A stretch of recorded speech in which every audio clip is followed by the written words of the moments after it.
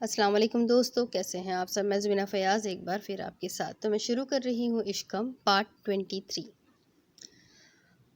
خالی ویران گودام میں روشن دان نام کو نہیں تھا۔ چھت سے ٹنگی چھوٹی سی روشنی دینے والی واحد بتی تھی جس سے بنتے دیواروں پہ بڑے بڑے جالوں کے سائے ان کو خوف میں مبتلا کر رہے تھے۔ تمہیں سینٹا بنانا آتا ہے؟ اس نے رونے کو تیار خوفزدہ کشمالہ کو متوجہ کیا تو وہ فوراً اس کو دیکھنے لگی، آنکھوں میں موٹے موٹے آنسو اور سرخ گال، آگے کو نکلے ہونٹ اس کے کسی بھی لمحے گلا پھاڑ کر رونے کے کماز تھے۔ اکراش نے گہرا سانس لیا اور پھر اس کو سمجھانے لگا، دیکھو اب میں تمہیں دکھاتا ہوں سینٹا کیسے بناتے ہیں، لیکن تم ایک وعدہ کرو، تم دیوار پہ بنی ڈالز کو نہیں دیکھو گی۔ وہ خوفناک سایوں کو ڈالز کا نام دے رہا تھا۔ کشمالہ نے فوراً آنسو رگڑے۔ کیوں کہ مجھے ڈالز اچھی نہیں لگتی؟ اچھا اب دیکھو میں کیسے سینٹا بناتا ہوں۔ کہتے ساتھ ہی گرد آلود فرش پہ اس نے انگلی سے کچھ بنانا شروع کر دیا۔ ذرا فاصلے پہ بیٹھی کشمالہ اس کے ذرا قریب کھسکی۔ تم نے یہ کہاں سے سیکھا؟ وہ اس کی آرٹ کی قابلیت سے رونا بھول کر متاثر نظر آتی تھی۔ اکراش نے اسے جھکے دیکھا تو مزید اپنی ڈرائنگ پہ جھک گیا۔ یہ مجھے میری ٹیچر نے سکھایا تھا۔ تمہیں تمہاری ٹیچر نے ڈرائنگ نہیں سکھائی؟ سکھائی ہے، پتہ ہے مجھے ریڈ کلر کا ایپل ڈرا کرنا آتا ہے، تمہیں بنا کے دکھاؤں؟ بچوں کی اچھی بات یہ ہوتی ہے کہ انہیں آسانی سے ریالٹی سے نکالا جا سکتا ہے۔ وہ وقتی طور پہ خوف سے نکل آتے ہیں، ان کو چلتی ٹرین یا جہاز سے گرنے کا خوف نہیں ہوتا۔ کشمالہ کی چیخ سن کر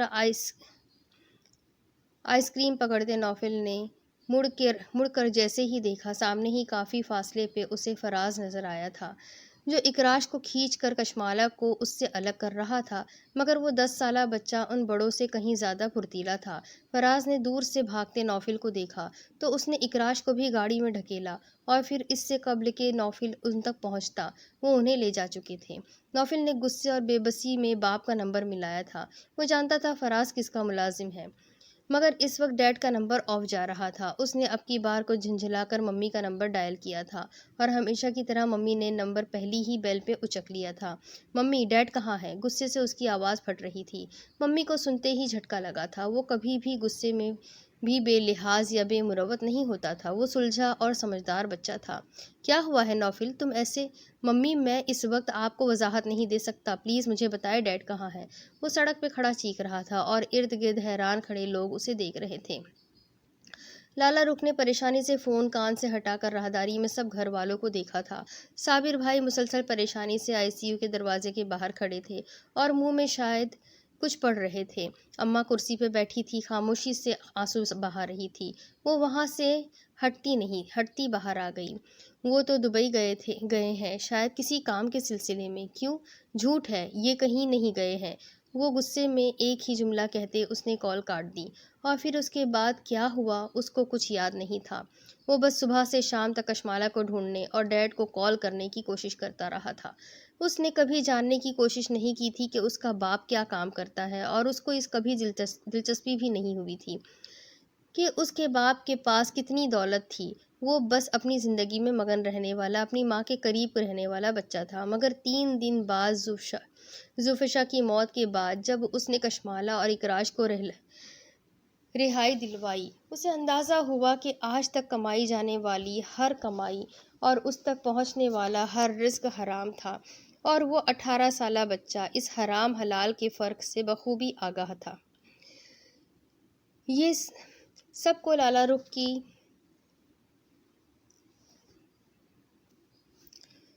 اس کی موت کے بعد علم ہوا کہ کن پریشانیوں کا سامنا کرتے کرتے وہ سسکتی مینو مٹی تلے جا سوئی تھی، اور یہ سب کھولنے والا خود جاوید تھا، جس نے کئی بار اپنی ماں کو کونوں میں چھپ چھپ کر روتے دیکھا تھا۔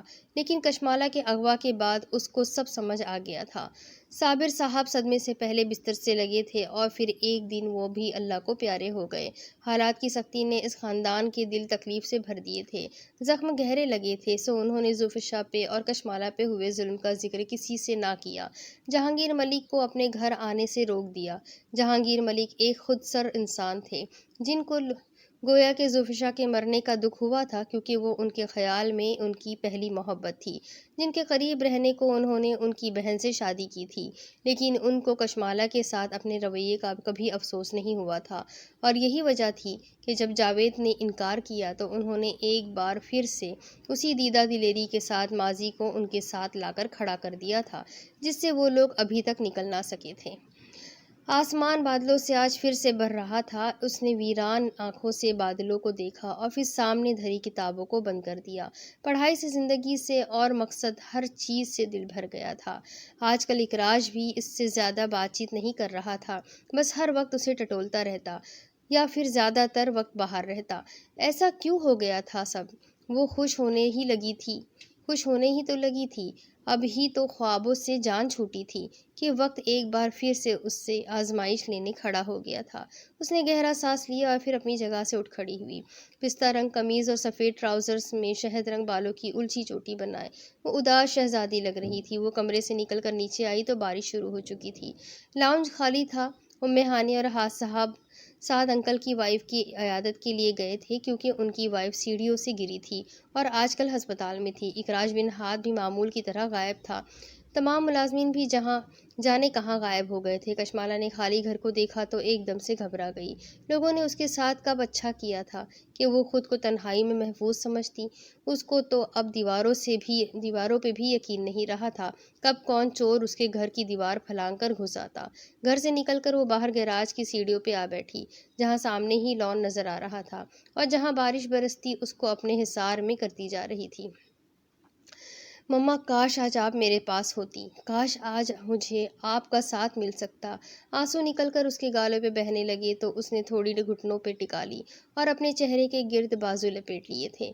کاش کوئی آج میرے پاس ہوتا جس کو میں اپنی کہہ سکتی، جو میری سن سکتا اور مجھے حوصلہ دے سکتا۔ جاوید نے بارش میں نم ہوتے بیل پہ انگلی رکھی تو گارڈ نے اسے دیکھ کر فوراً دروازہ کھول دیا تھا۔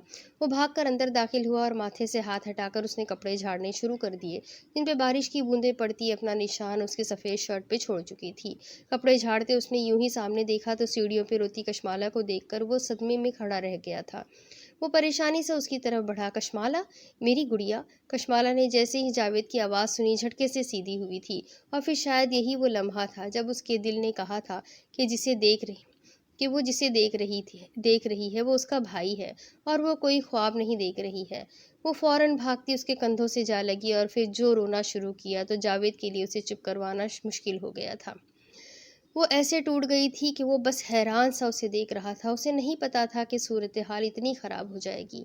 اکراش نے فون میں موجود تمام میسیجز کھولتے اس کے سامنے رکھے تو نوفل جہانگیر نے پھٹے ہونٹ پہ انگوٹھا رکھ کر ہونٹ دباتے اس سے دیکھا اور پھر ہنس دیا۔ اس کے لہجے پہ واضح مذاق ٹپک رہا تھا، اور اکراج بن ہاد نے اس کو سننے کے لیے اس بار بہت مشکل سے خود کو کچھ بھی کرنے سے روکا تھا، ورنہ آج شاید وہ نوفل جہانگیر کو قتل ہی کر ڈالتا۔ اس کے ہاتھ پہ بھی زخم کا نشان تھا اور ماتھے پہ بال بکھرے تھے۔ غصے سے اس کی سانس غیر ہموار تھی۔ بارش کا زور کسی صورت ٹوٹ کر نہیں رہ رہا تھا۔ گرج چمک کے ساتھ موسلا دھار بارش نے ہر چیز کو بھگو کر رکھ دیا تھا۔ وہ اپنے پرانے کمرے میں وہیں ٹوٹی چٹخنی والے بالکنی کے دروازے کو کھولے شیڈ تلے کھڑی تھی، سفید لمبے پجامے اور لمبی سفید قمیض میں، بالوں کو پشت پہ چھوڑے وہ سینے پہ بازو لپیٹے کھڑی تھی اور آنسو روانی سے نکلتے اس کے گالوں کو بھگو رہے تھے۔ کتنی عجیب بات تھی، جب وہ اس گھر سے گئی تھی وہ تب بھی ٹوٹی بکھری تھی، اور جب وہ واپس آئی تھی تو تب بھی ویسے ہی ٹوٹ چکی تھی۔ بیچ کے راستے میں جو کچھ وہ سنبھلی تھی وہ بھی تو اب واپس ویسی ہی ہو گئی تھی، جو کھڑکی کے کھڑکا کرنے سے اٹھ بیٹھتی تھی اور ساری رات بستر میں روتے اور کروٹیں بدلتے گزر جاتی تھی۔ اس کی آنکھوں سے آنسو نکلتے بارش کے قطروں میں جمع ہوتے جا رہے تھے، اور وہ اپنی بائک سے پشت ٹکائے بارش میں بھیگتا اس کے گھر کے سامنے کھڑا تھا۔ اس کی تھوڑی ضبط سے کانپ رہی تھی اور لگتا تھا وہ جیسے کسی شدید کرب سے گزر رہا ہو۔ وہ آج کچھ سن کر آیا تھا، اسے یقین نہیں آ رہا تھا۔ اسے لگ رہا تھا اس کے ساتھ جو زندگی نے اب مذاق کیا ہے۔ ویسا مذاق وقت کبھی اس کے ساتھ نہیں کر سکتا تھا، لیکن وہ بے وقوف یہ شاید یاد رکھنا بھول گیا تھا کہ وقت اور قسمت کبھی کسی کے دوست نہیں ہوتے۔ یہ بادشاہوں کو فقیر اور فقیر کو بادشاہ بنا دیتے ہیں۔ اس نے اپنی آنکھیں رگڑتے آنسوؤں کے بچے کچے نشان صاف کیا، پھر ماتھے سے چپکے بالوں کو اوپر کی جانب سمیٹتے اس نے کچھ سوچ کر بیل پہ انگلی رکھ کر اگلے ہی لمحے ہٹا دی۔ جاوید نے اوون میں سوپ کا پیالہ رکھتے بیل سنی تو اوون کو بند کرتے وہ باہر آیا تھا۔ کون آ گیا؟ باہر نکلنے سے پہلے اس نے مڑ کر دیوار پہ لگے گھڑیال پہ وقت دیکھا، جہاں شام کے 7 بج رہے تھے، مگر یوں لگتا تھا جیسے رات کے 9-10 کا ٹائم ہو۔ اس نے گہرا سانس لے کر باہر کی طرف قدم بڑھائے اور پھر بھاگتے ہوئے گیٹ کھولا تھا، مگر سامنے بارش میں بھیگا اکراش بن ہاتھ دیکھ کر وہ حیران سا لمحے بھر کو ٹھہر گیا تھا، لیکن وہ ٹھہرا بھی صرف اس کی آنکھوں میں ڈوبتی زندگی کی آخری سانسوں کو دیکھ کر تھا۔ پھر سنبھل کر اسے اندر آنے کا اشارہ کرتے اس نے دروازہ بند کر دیا۔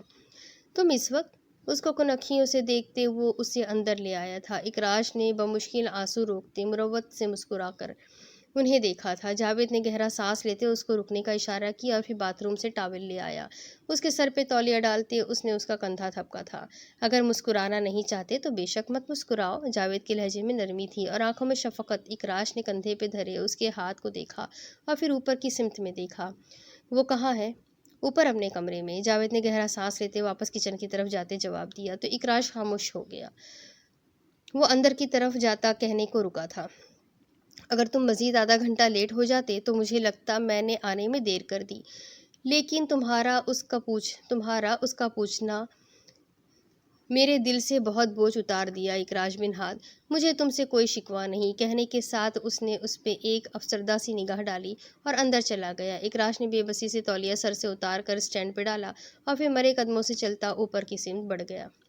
وہ بے حس و حرکت کھڑکی سے باہر دیکھ رہی تھی۔ بالکنی کی مڈھیر پہ لگتا درخت اب بالکنی کے فرش کو چھو رہا تھا۔ شاید بارش کے قطروں کا بوجھ اتنا تھا کہ اس کی ہمت جواب دیتی جا رہی تھی۔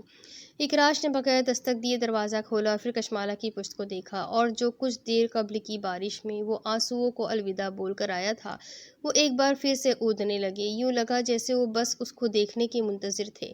اس کو سامنے پاتے ہی وہ اپنا آپ اس سے چھڑوا کر آنکھوں سے باہر کو بہنے لگے تھے، اور شاید ایسا پہلی بار تھا جب اکراش بن ہاتھ کشمالہ کی پشت کو دیکھتا آنسو بہا رہا تھا، اور وہ دوسری جانب چہرہ کی یہ جھکے درخت کو دیکھتی آنسو بہا رہی تھی۔ اکراش نے آنسو رگڑے اس کی طرف قدم بڑھائے اور پھر پشت سے اسے تھامتے اس نے اپنی آنکھیں اس کے کندھے سے لگا لی تھیں۔ کشمالہ اس کا حصار محسوس کرتے ساتھ ہی بکھرنے لگی، اس کے ہونٹوں سے چپکی سسکیاں پھوٹنے لگی، اس کے وجود میں لرزش آ گئی تھی۔ اکراش بے حس و حرکت کھڑا بس اپنے آنسو اس کے کندھے پہ بہاتا رہا، یوں کہ لبوں پہ ایک سسکی نہیں نکلی۔ رونا آنسوؤں کا بولنا ہوتا ہے، دل کی گفتگو کو آنسوؤں کی آواز دینا ایسے ہی ہے جیسے دل کی آواز کا ہونٹوں سے نکلنا، لیکن جب لفظ ساتھ نہ دے تو آنسو خاموشی سے اپنی جگہ لفظوں کی جگہ بنا لیتے ہیں۔ ان دونوں کے درمیان لمحے حائل ہو گئے تھے، بچپن کے لمحے، 11 سال قبل کے لمحے جب وہ ایک دوسرے سے ملے۔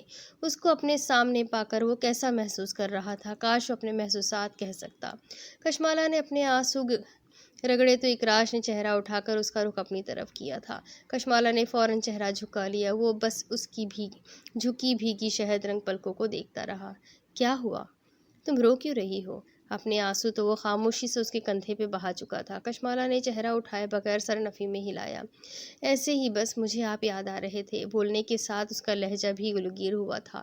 اکراش کے تھمے آنسو ایک بار پھر سے بند توڑنے کو بے تاب ہونے لگے تو وہ فوراً پلکیں جھپکتا ہنس دیا، چہرہ موڑ کر بالوں پہ ہاتھ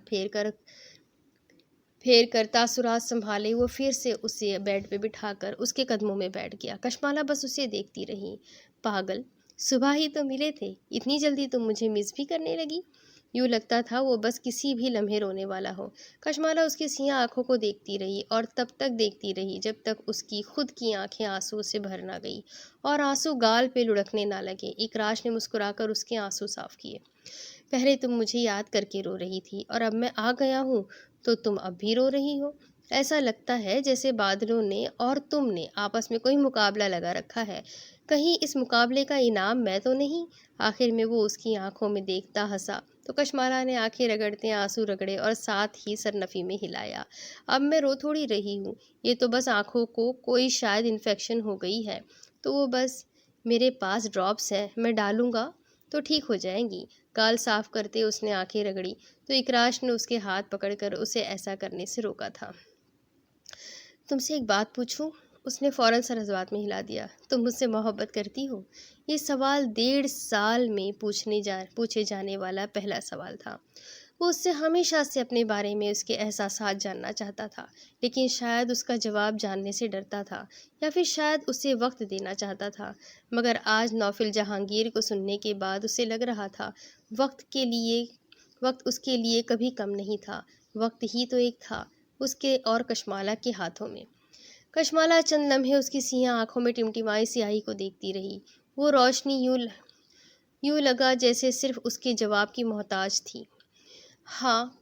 ہاں کر دے گی تو زندہ، نہ کرے گی تو شاید اسی لمحے بجھ کر سفید پڑ جائے گی۔ کشمالہ نے اس کو ہاتھ سے پکڑ کر اپنے ساتھ بیٹھنے کا اشارہ کیا تو اکراش خاموشی سے بیٹھ گیا۔ مجھے لگا تھا آپ مجھ سے یہ کبھی نہیں پوچھیں گے۔ مسلسل ہوتے نم گالوں کو صاف کرتے اس نے مسکرا کر اسے دیکھا تھا۔ وہ اسے جانچتا مسکرا بھی نہ سکا۔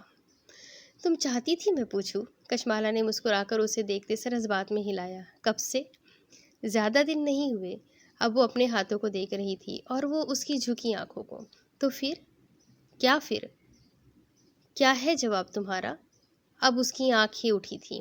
باہر بارش کے ساتھ بجلی گرجی تو سفید روشنی کی کوند نے جیسے ان دونوں کی آنکھوں کو اپنے حصار میں لے لیا، اور یہی وہ لمحہ تھا جب دونوں کی آنکھوں سے سیاہ اور سنہری رنگ نکل کر ملتا کسی اور ہی رنگ میں ڈھلنے لگا تھا۔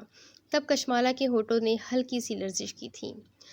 آپ سے کسی کو بھی محبت ہو سکتی ہے اکراش بن ہاد، میں تو پھر آپ کی بیوی ہوں۔ اور یہ وہ الفاظ تھے جنہوں نے اکراش بن ہاد کو آکسیجن دی تھی۔ اس نے اس کی آنکھوں سے نظر ہٹا لی۔ وہ آج بھی اس کی آنکھوں میں زیادہ دیر تک دیکھتا تو اپنے لفظ بھول جاتا، اور اب تو اس نے محبت کا اظہار کہہ کر ساری لغت کو اس کے لیے بے معنی کر دیا تھا۔ وہ فوراً اپنی جگہ سے اٹھ کھڑا ہوا۔ میں آج رات یہیں رکوں گا، صبح ہم واپس اکٹھے جائیں گے، کہتا اس کی طرف دیکھنے سے اس نے اجتناب برتا تھا، مگر دہلیز پار کرتے اس کے اعتبار نے اس کی طرف ضرور دیکھا تھا، یوں جیسے کہنا چاہ رہا ہو کہ تم میرا ذکر کرنا تو بھول ہی گئی۔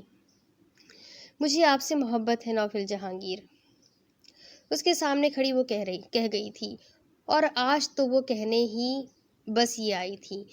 کافی کی طرف جاتے نوفل جہانگیر کے ہاتھ تھم گئے۔ اس نے سنجیدہ نظر سے رباب رحمان کو دیکھا تھا۔ ڈرائنگ روم کی راہداری میں داخل ہوتی لالہ رخ نے بھی اس کے الفاظ سنے تو اس لڑکی کو دیکھا جو کبھی نوفل جہانگیر کی سیکرٹری ہوا کرتی تھی، مگر اس بات کو بیتے بھی تو سال سے اوپر کا عرصہ ہو گیا تھا۔ لالہ رخ کو دیکھ کر اس نے شرم سے نظر جھکا لی اور پھر وہاں مزید ٹھہرنے کی بجائے باہر کی طرف بڑھ گئی، مگر قدم ابھی زیادہ دور نہیں گئے تھے جب نوفل جہانگیر کی آواز پہ انہیں رکنا پڑا۔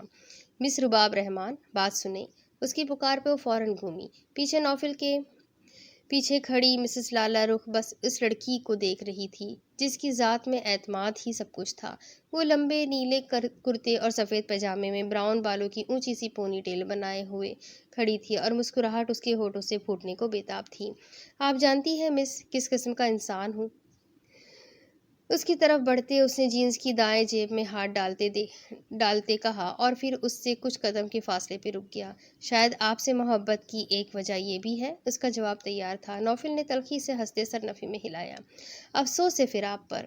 سر نفی میں ہلاتے وہ ساتھ افسوس بھی کر رہا تھا۔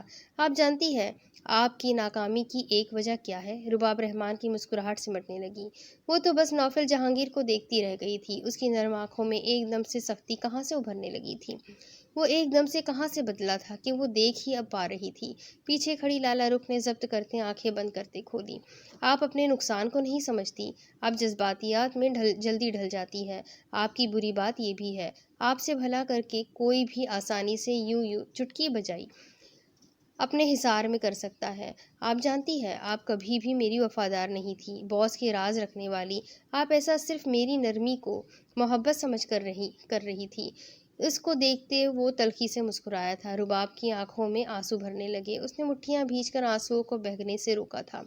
یہ سب غیر یقینی تھا۔ پچھلے 1.5 سال سے وہ ہر شام اس کے ساتھ کافی پی رہا تھا، اس سے اپنے دل کی ہر بات کر رہا تھا۔ وہ جانتی تھی وہ کسی اور سے محبت کرتا تھا، لیکن اس نے کبھی یہ نہیں کہا تھا کہ وہ اس سے اب بھی محبت کرتا ہے۔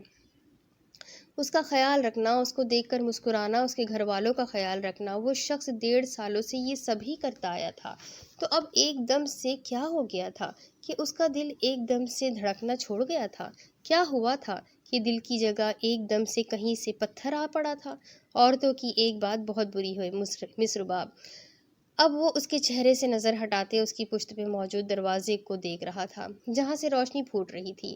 آپ عورتوں کو مردوں کی نظر کی پہچان نہیں ہوتی۔ محض چند نرم بول آپ عورتوں کو پگھلا دیتے ہیں، اور آپ کی ناکامی کی ایک وجہ یہ بھی ہے۔ آخر میں وہ تلخی سے ہنسا تھا۔ رباب نے چہرہ جھکا لیا۔ آپ ایک دم سے بدل کیوں رہے ہیں نوفل جہانگیر؟ اس کی آنکھوں کی طرح اس کے الفاظ بھی حیران تھے۔ وہ ہنس دیا۔ میں ہمیشہ سے ایسا ہی تھا مس رباب، ہمیشہ سے ہی میں خود غرض تھا۔ اپنے باپ کو بچانا کوئی خود غرضی نہیں ہوتی نوفل جہانگیر۔ میں انصاف پسند نہیں ہوں مس، میں بس اپنی غرض کو پہچاننے والا اور باقی سب کو اپنی غرض کی کھائی میں ڈھکیل دینے والا ہوں، اور آپ مجھے نہیں جانتی۔ آخر میں اس کا لہجہ اس کی آنکھوں کی طرح ہی پتھر ہو گیا تھا۔ لالا رخ نے آگے بڑھنا چاہا تھا، مگر اس نے ہاتھ روک کر انہیں روک دیا تھا۔ میں آئندہ آپ کو یہاں نہ دیکھوں۔ بزنس گیا تو اس کے ساتھ ہی امپلائیز بھی چلے گئے۔ میں امید کرتا ہوں آئندہ مجھے آپ کا چہرہ اپنے ارد گرد دیکھنے کو بھی نہیں ملے۔ خدا حافظ، کہتا وہ اس کی طرف دیکھے بغیر آگے بڑھ گیا تھا۔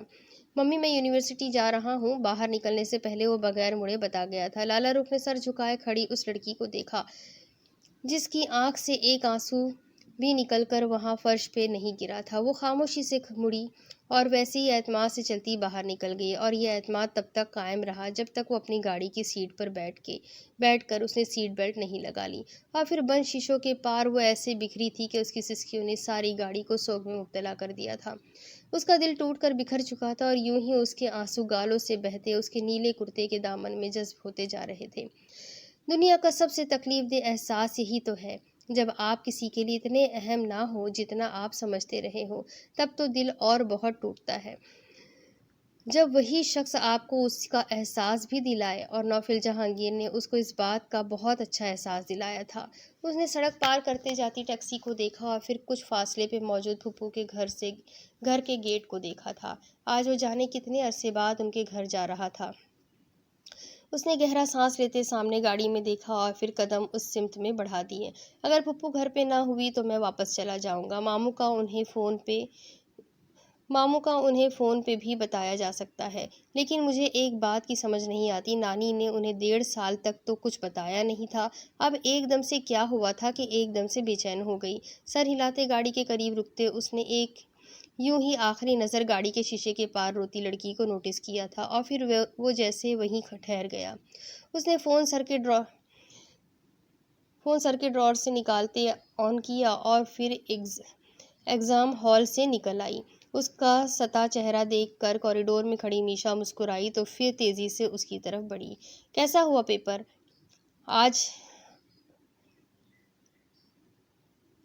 آج کا پیپر؟ اور اس کے چہرے سے لگتا تھا اچھا نہیں ہوا۔ کشمالہ نے سر نفی میں ہلاتے کندھے پہ ڈالے بیگ میں ہاتھ میں پکڑا پین رکھا تھا۔ اچھا نہیں ہوا؟ جتنے برے دن گزر رہے ہیں اس سے کہیں زیادہ برا پیپر تھا۔ اس کا موڈ مزید خراب ہو گیا۔ میشا نے اس کا کندھا تھپکا۔ چلو کوئی بات نہیں، اگلا اچھا ہو جائے گا۔ تمہارا الگ رہا بہت اچھا ہوا۔ ساتھ چلتے کشمالہ نے اس کی مسکراہٹ بخوبی دیکھی تھی۔ میشا نے بے پرواہی سے کندھے اچکا دیے۔ پاس سے گزرتے لیب اٹینڈنٹ نے مسکراہٹ ان کی طرف اچھالی تو کشمالہ نے تعجب سے رک کر دور جاتے لیب اٹینڈنٹ کو دیکھا تھا۔ میشا بھی رک گئی۔ یہ اس نے ابھی ہمیں مسکراہٹ پاس کی تھی؟ اس نے میشا سے پوچھا تھا۔ میشا نے فوراً اسے دیکھا۔ کس نے؟ وہ حیران دکھی۔ کشمالہ نے اسے دیکھا۔ تم نے بھی تو دیکھا تھا؟ وہ لیب اٹینڈنٹ ابھی ہنس کر گیا۔ ایک تو وہ پہلے سے ہی حالات کی ماری تھی، اور اوپر سے ارد گرد کے لوگ۔ میشا نے ہاتھ ہوا میں جھٹک دیا۔ پاگل ہو گیا، وہ کیوں مسکرائے گا؟ کہتے وہ آگے بڑھ گئی تھی۔ سامنے ہی راہم کھڑا تھا، وہ اس سے مل رہی تھی۔ کشمالہ نے گہرا سانس لیتے اسے دیکھا اور پھر سر جھٹک دیا۔ میں نے خود دیکھا تھا، وہ ہمیں دیکھ کر مسکرایا تھا، اور اس نے بھی دیکھا تھا، لیکن پتہ نہیں کیوں۔ خیر، سر جھٹکتے وہ اب اکراج کا نمبر نکال رہی تھی۔ اکراج کا پیپر کیسا ہوا تھا یہ جاننا بہت ضروری تھا۔ اس کا ایگزام ہال اس سے الگ تھا۔ مسز کشمالہ اکراش ریسٹ روم میں ہے۔ اس نے مجھ سے آپ کا پوچھا تھا۔ میرے خیال میں اس کی طبیعت ٹھیک نہیں ہے۔ دور سے اس کو بڑبڑاتے دیکھ کر راہیم نے اس کو آواز دی تھی۔ کشمالہ کا موبائل کان کی طرف بڑھتا ہاتھ رک گیا۔ صبح تک تو ٹھیک تھے۔ بڑبڑاتے اس نے فون بیگ میں رکھا اور ریسٹ روم کی طرف بڑھ گئی تھی۔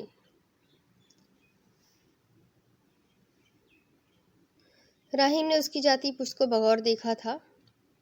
خالی راہداری اور پشت سے آتی دھوپ اندھیرے کو ختم کرنے کی ناکام سی کوشش کر رہی تھی۔ پیپر ہونے کی وجہ سے ریسٹ روم اور کوریڈور میں موجود میڈیکل کی کلاسز تقریباً خالی تھی اور یونیورسٹی کا اصول تھا کہ جس روز میڈیکل کا پیپر ہوتا اس روز باقی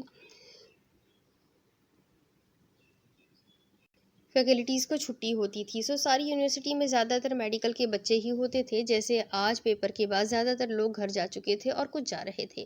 اس نے راہداری سے گزرتے رستے میں آتے تمام لائٹ کے بٹن گرا دیے تھے تاکہ زیادہ سے زیادہ روشنی رہے۔ خاموش اور ویران راہداری سے گزرتے ریسٹ روم کے سامنے رک کر اس نے مڑ کر اس رستے کو دیکھا جہاں سے وہ چل کر آئی تھی۔ پھر گہرا سانس لے کے اس نے ریسٹ روم کا دروازہ ڈھکیلا اور اندر داخل ہو گئی۔ صاف اور سرد ریسٹ روم ویران تھا۔ لائٹ جل رہی تھی مگر بلائنڈز گرائے گئے تھے اور دھوپ کا ایک محض سایہ سا تھا جو وہاں سے پڑتا نظر آ رہا تھا۔ کشمالہ نے وسط میں رک کر دائیں بائیں دیکھا، وہاں کوئی نظر نہیں آیا۔ اکراش! باتھ روم کی لائٹ جل رہی تھی اور وہاں سے پانی گرنے کی آواز آ رہی تھی۔ وہ باتھ روم کے دروازے کی طرف بڑھ گئی۔ اکراش آپ ہے؟ جانے کیوں ایک دم اتنی ویرانی اور خاموشی سے اسے وحشت سی ہونے لگی تھی۔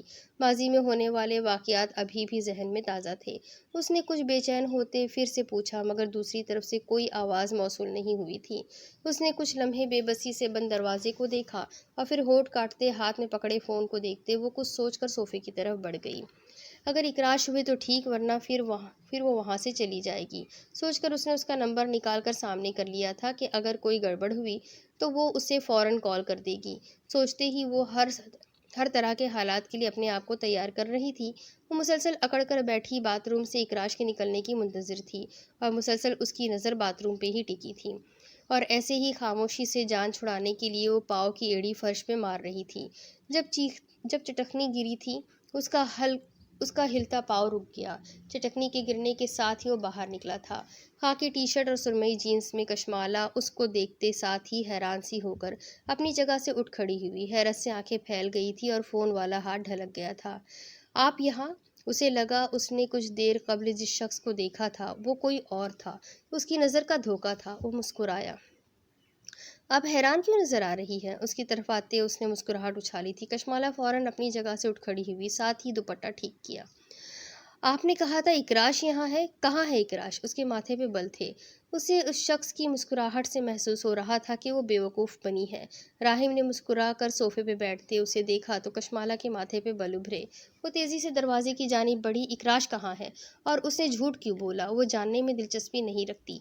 وہ تیزی سے اس کے سامنے آ کھڑا ہوا، ایسے جیسے راستہ روکنا چاہتا ہو۔ کشمالہ کو الجھن ہوئی۔ کیا تکلیف ہے تمہیں؟ وہ شاید ہی اپنی زندگی میں کسی کے ساتھ اتنی روڈ ہوئی تھی جتنی اب راہیم کے ساتھ ہو گئی تھی۔ راہیم ہنس دیا۔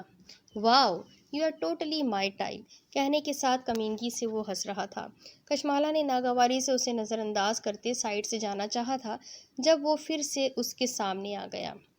میں اپنی تکلیف ہی بتانا چاہتا ہوں، اگر آپ آرام سے بیٹھ کر سن لیں۔ کہنے کے ساتھ ہی اس نے صوفے کی طرف اشارہ بھی کیا تو کشمالہ نے ضبط کرتے اسے گھورا تھا۔ مجھے تمہاری کوئی بکواس نہیں سننی، تم بس میرے راستے سے ہٹ جاؤ ورنہ اکراش تمہارا بہت برا حال کریں گے۔ وہ جتنا خود کو مضبوط رکھنے کی کوشش کر رہی تھی راہیم اس پر ہنس رہا تھا۔ اسے کچھ پتا نہیں چلے گا، آپ بس میری بات سن لیں، بیٹھ کر۔ اس نے پھر سے اسے صوفے کی طرف جانے کی اشارہ کیا تو کشمالہ نے غصے میں اسے گھورتے بائیں جانب سے نکلنا چاہا تھا جب ایک دم سے اس نے اس کی کلائی پکڑ لی۔ میں بھی آپ سے اتنی ہی محبت کرتا ہوں جتنی آپ مجھ سے۔